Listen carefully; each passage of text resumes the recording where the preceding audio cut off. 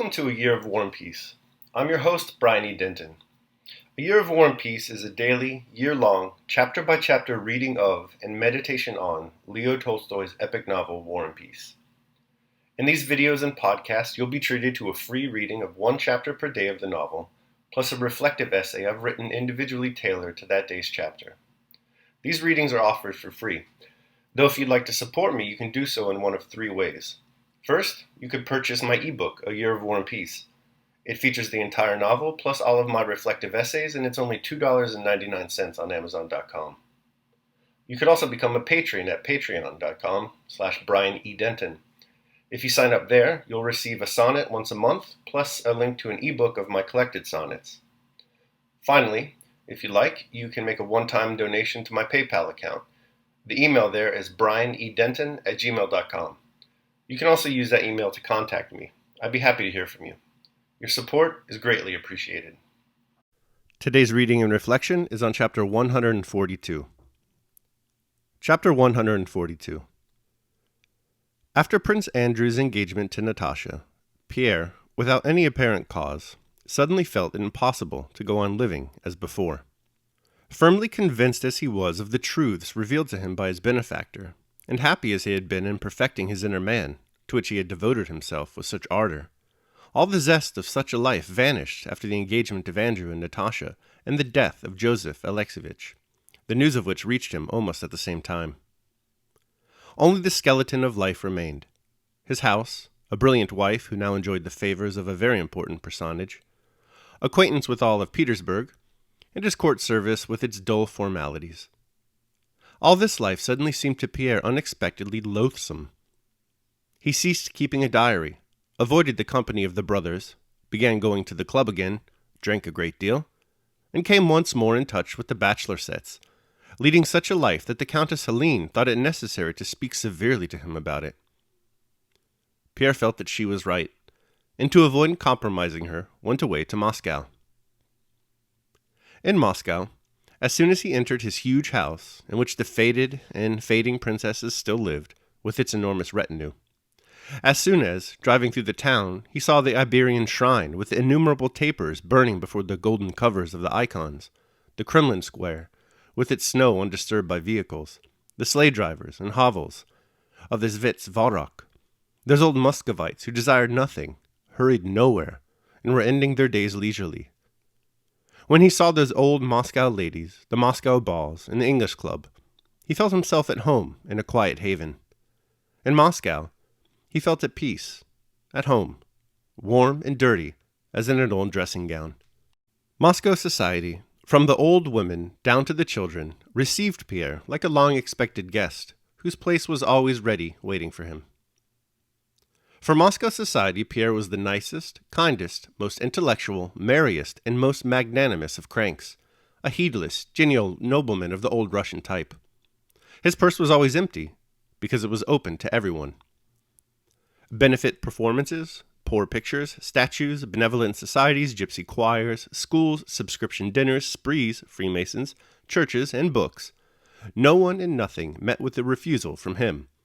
And had it not been for two friends who had borrowed large sums from him and taken him under their protection, he would have given everything away. There was never a dinner or soiree at the club without him.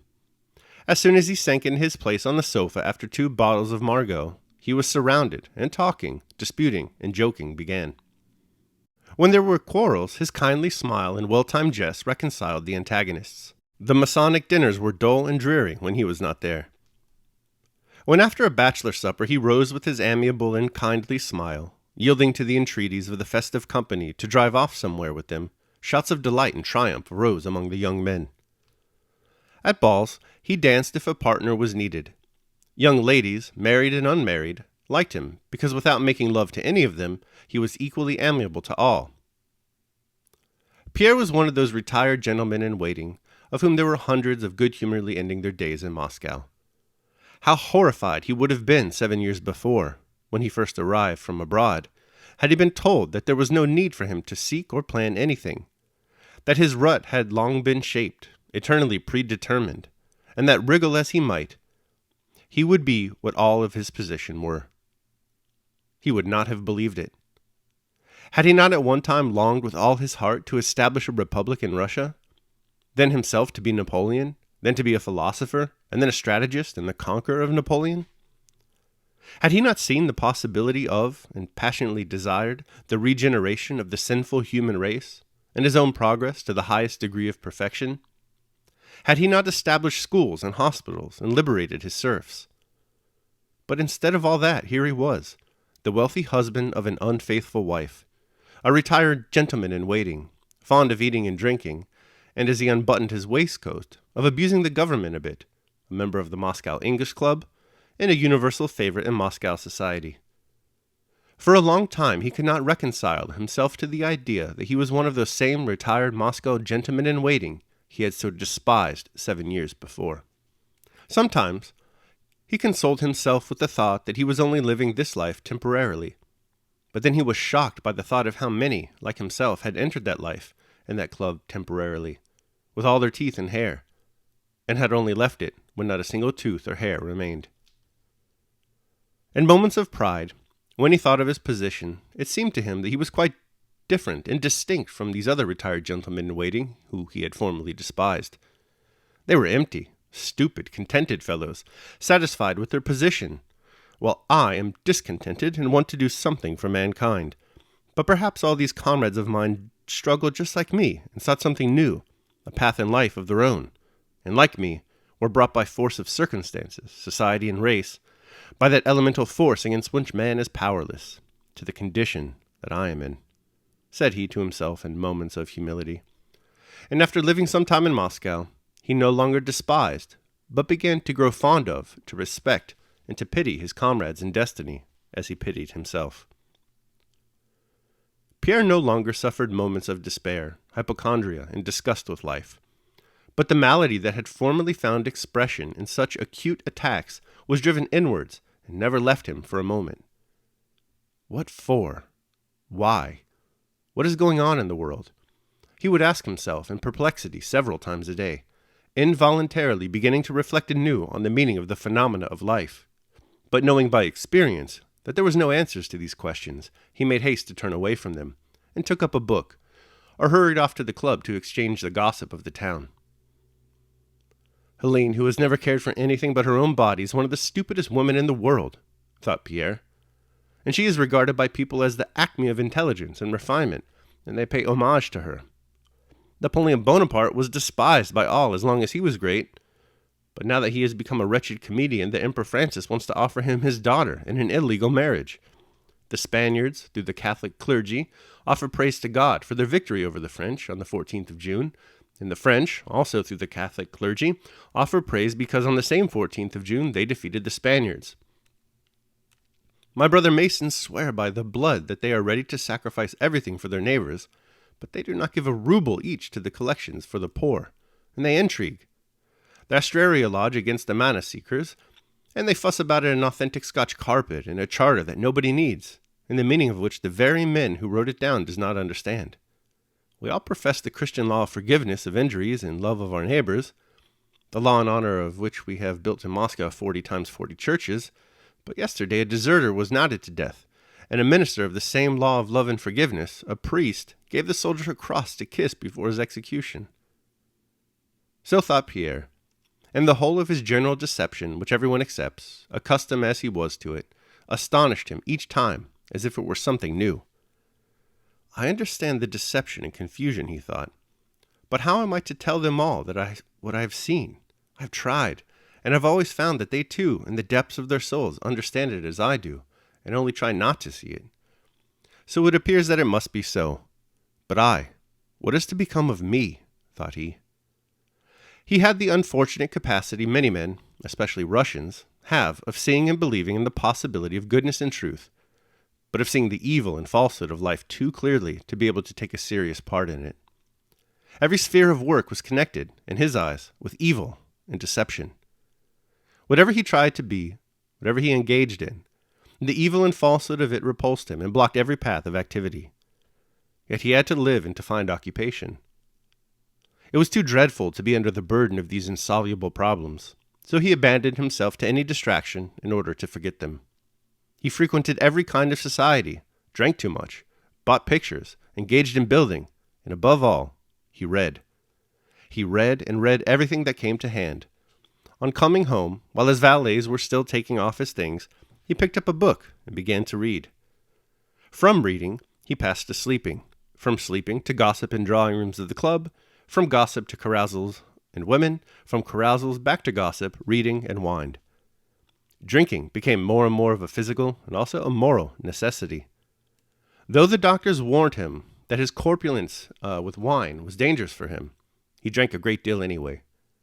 He was only quite at ease when, having poured several glasses of wine mechanically into his large mouth, he felt a pleasant warmth in his body, an amiability toward all his fellows, and a readiness to respond superficially to every idea without probing it very deeply. Only after emptying a bottle or two did he feel dimly that the terribly tainted skin of life, which previously had terrified him, was not as dreadful as he had thought. He was always conscious of some aspect of that skin, and with a buzzing in his head after dinner or supper, he chatted and listened to conversation, or he read. But under the influence of wine, he said to himself, "It doesn't matter. I'll get it unraveled. I have a solution ready, but no time now. I'll think it all out later on."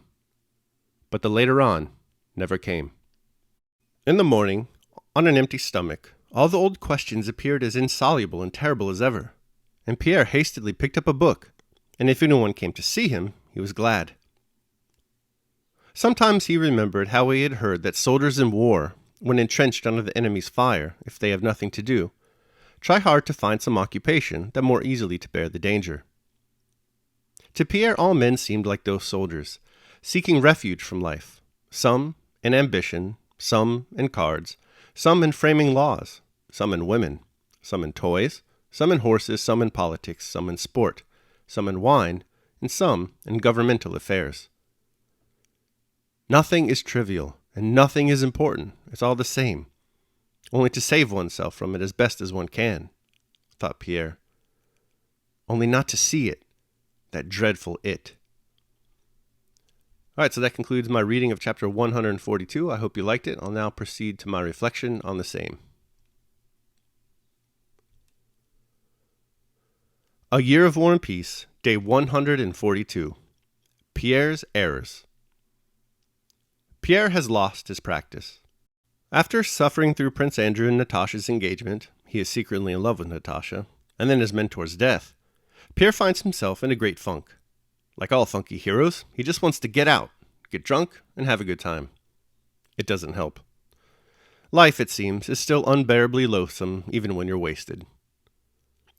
At the request of his wife, speaking of loathsome, he decides that perhaps a change of scene is in order, so he moves back to Moscow. But moving back to Moscow doesn't do him any good either. You can always change your location. It's much harder to change your mind. Sure, in today's chapter, Pierre feels a pleasant warmth in his body as well as a feeling of general amiability towards everyone, but that's merely the wine working its way through his mind. It's not real. He's lost all sense of sustained contentment that came with the adoption of his philosophical practice. Now, instead of focusing on how to live virtuously and be a better brother to all men, Pierre wastes his time with parties and drink. On the rare occasion when he is able to soberly assess his lifestyle, he finds himself confronted with his failures. Wasn't he supposed to free his serfs, help establish a republic in Russia, be a Napoleon, a philosopher? What happened? What happened is he gave up when confronted with difficulty. At just the moment when he needed philosophy the most, he abandoned it. Daily Meditation. Again in fever, we should have ready such opinions as concern a fever, and we ought not, as soon as the fever begins, to lose and forget all. A man who has a fever must say, "If I philosophize any longer, may I be hanged wherever I go. I must take care of the poor body, that a fever may not come." But what is philosophizing? Is it not a preparation against events that may happen? Epictetus, The Discourses. All right, that concludes my reading and reflection of chapter 142. I hope you enjoyed it. Thanks so much for joining me. Remember that if you'd like to support me, you can do so either by purchasing the ebook A Year of War and Peace, becoming a patron at patreon.com, or making a one-time donation to PayPal. The links to all that are in the show notes below. Tomorrow we're going to be reading and reflecting on chapter 143. I hope you'll join me. Until then, take care of yourselves and others.